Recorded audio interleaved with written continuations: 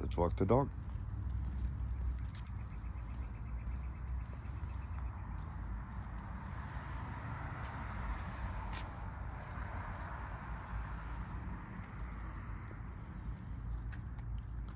Loose leash dog walking is the goal.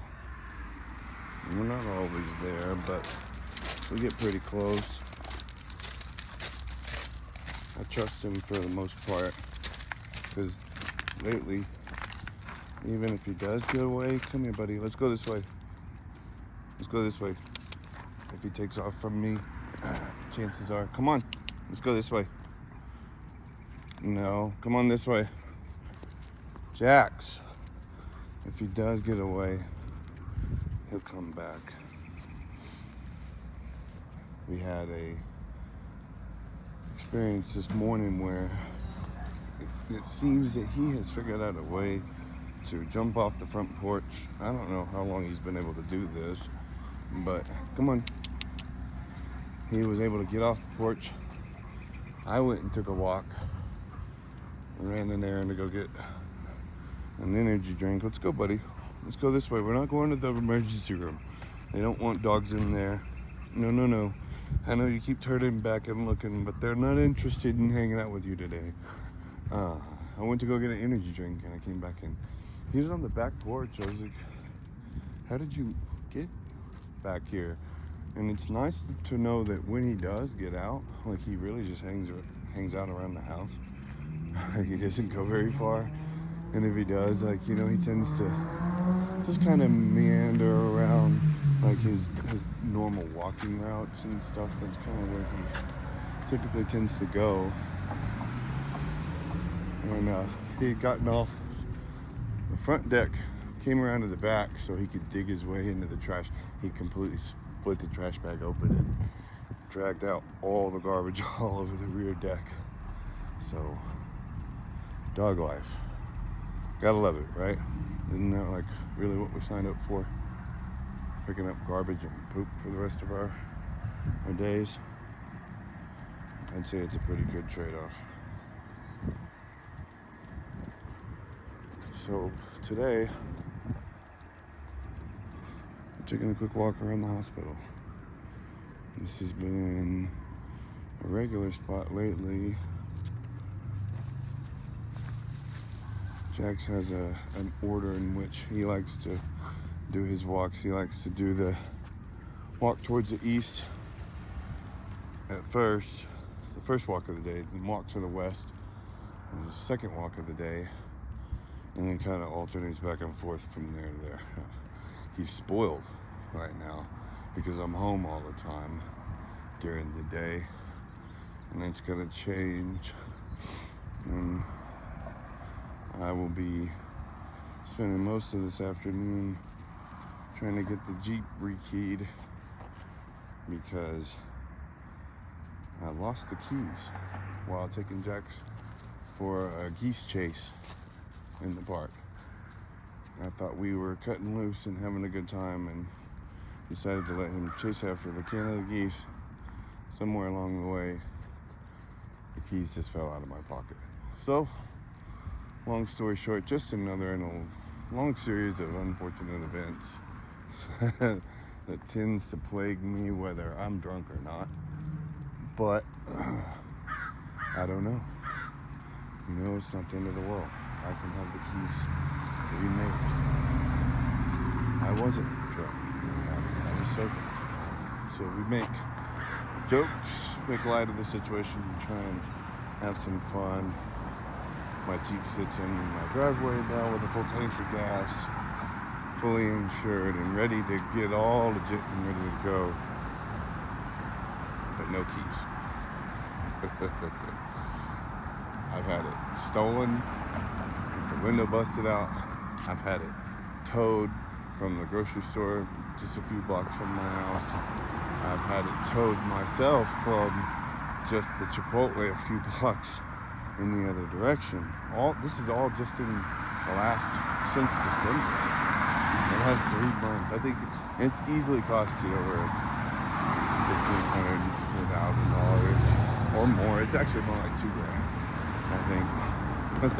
wasted on bullshit like that. Like I said, I don't even have to be drunk for this kind of stuff to happen. So take it for what it is. I have big highs and big lows. A lot of people always tend to assume that the tattoo on my hands means that it's a declaration of bad luck. But what it actually is, come on, let's go this way. What it actually means is more or less it's the hard aspect of it is the really, really good, really, really bad. Like that the stakes are high, the odds are ridiculous. It's the narrow, close, near misses, the half-court shots, the stuff like that tattoo is supposed to represent. And I'm actually thinking about getting it redone because it's so faded and so funky. You can still see this end pretty good. Look at the R there. I'm talking about getting that maybe redone. I've been talking a bunch of shit about tattoos lately, but it seems like that's going to be my new little hobby. I'm dragging my feet right now because I want to get a job first and then kind of go from there. I had a job that I loved, I was happy with, and it's a huge letdown there. It's been about 6 weeks, so more daily vlogs coming so I can kind of process this. And my audience is pretty small. I'm not really even certain what friends are subscribed right now, but there's very few. I think everybody knows me personally on the subscriber list. I'm not sure that I actually can't see it, which is surprising. I would think that YouTube would allow me to see a list of my subscribers, but overall, I've been talking about making a YouTube vlog, mostly about Jax, somewhat about me.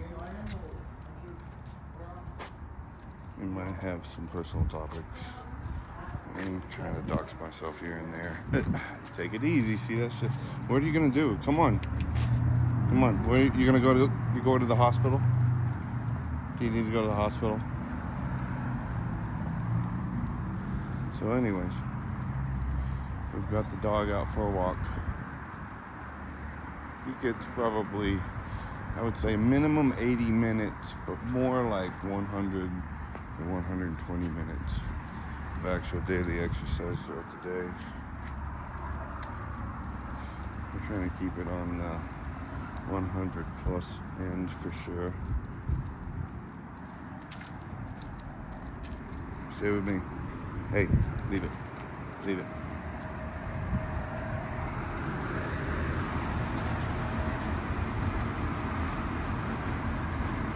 He comes over here every day. And this time you actually be surprised to see that there.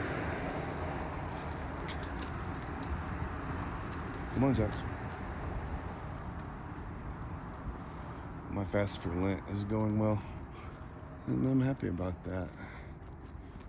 I definitely feel like I have begun to understand fasting as a spiritual practice.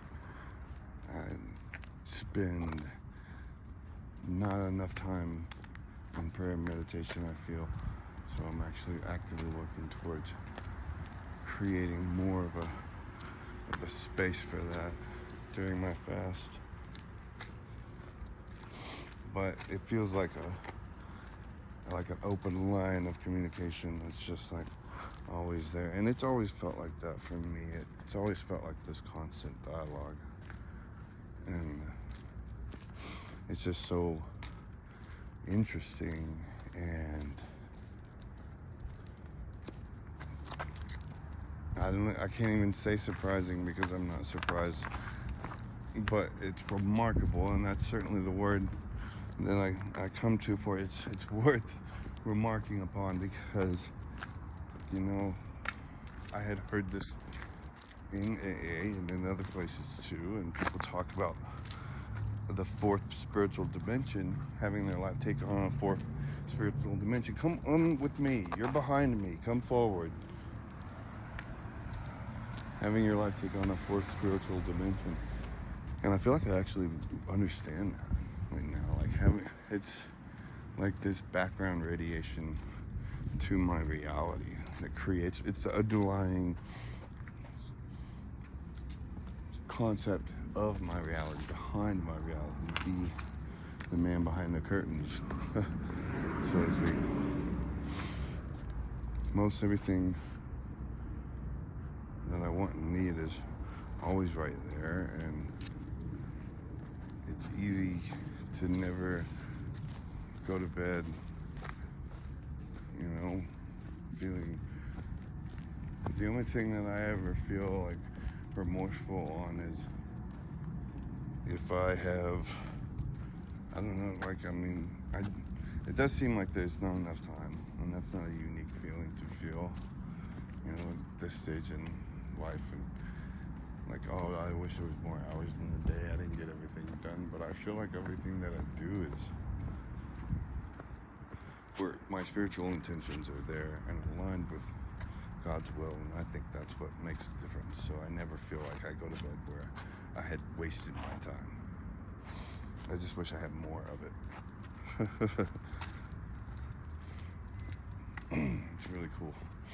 There's a bunch of neat little perks that I've created for myself that I look forward to, and they're so simple. It's easy, simple things, and I'm glad that I've kind of been able to maintain that Kaizen philosophy, that Kaizen mindset, incremental change, small little changes leading to big outcomes. I'm getting the most restful sleep I've gotten forever, and it all is because I do take a simple second of, like, when I get up in the morning, I'm done reading my daily reflection, I'm done with prayer, and I just make the bed.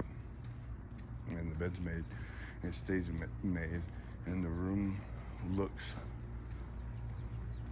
collected and organized and put together and well, like where I've focused on, you know, the details that matter the most, and all my clothes get folded and put away, and my bed is made, and it's ready for me when I get ready to crack it and go to sleep. It's a cool feeling. I love pulling those sheets back every evening. So I end up doing the same thing about like 8:30, 9 p.m. and I pull those sheets back, and here's this freshly made bed for me.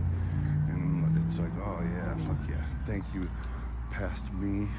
Past me has always got future me's back, and that is definitely something I haven't ever been used to. So here's to past me for setting things up for me to enjoy what I got today. Enjoy this beautiful afternoon, this beautiful spring day. Is it spring yet? Not quite. Close. And this beautiful dog with this beautiful life. God bless.